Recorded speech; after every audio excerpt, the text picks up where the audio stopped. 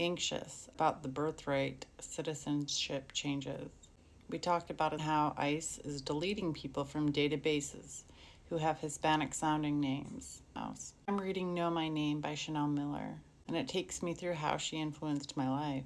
I weep at least once a reading.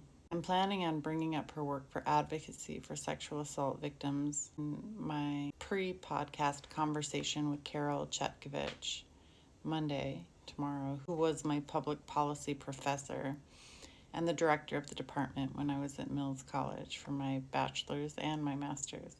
From the 2005 Mills College Catalog. At Mills, the public policy students acquire the quantitative and qualitative methods, perspectives, and approaches needed for women to assess and better address policy issues in the United States and beyond. This was important to me because I found myself on an unexpected path of being a recipient of CalWORKs. And I was required, under the program, to participate in a domestic violence weekly group therapy meeting. I learned a lot through that and became radicalized to use my voice for advocating for the needs of people in my situation. I was a young, divorcing single mom of babies, 2.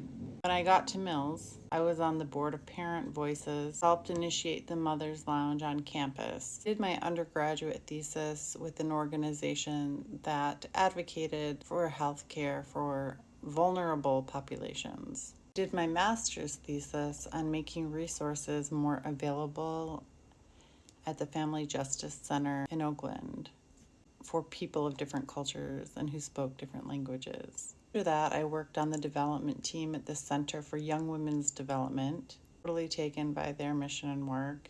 And I was briefly a policy fellow at District Attorney Kamala Harris's office in her re-entry division. I contributed to a number of other nonprofit projects. I was struck by how, as an intern for a female state-level elected official, my interest in battered women's resources and having an event to distribute information about them was dismissed out of hand.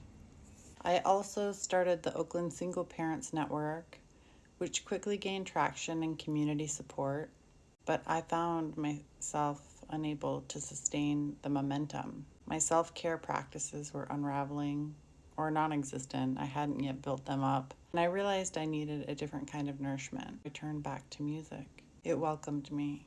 Music became the space where I could listen to myself again, where I could be with younger versions of myself. I began to reimagine advocacy from a place of wholeness.